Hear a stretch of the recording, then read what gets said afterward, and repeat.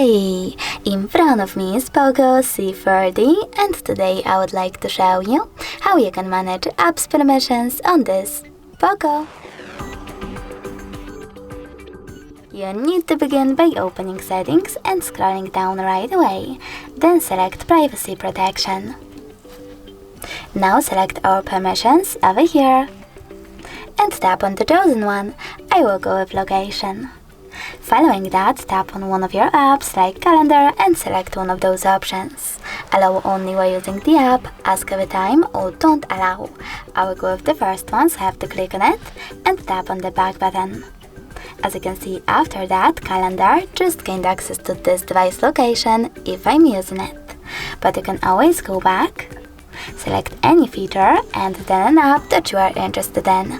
For example, I want to see my permissions for Facebook.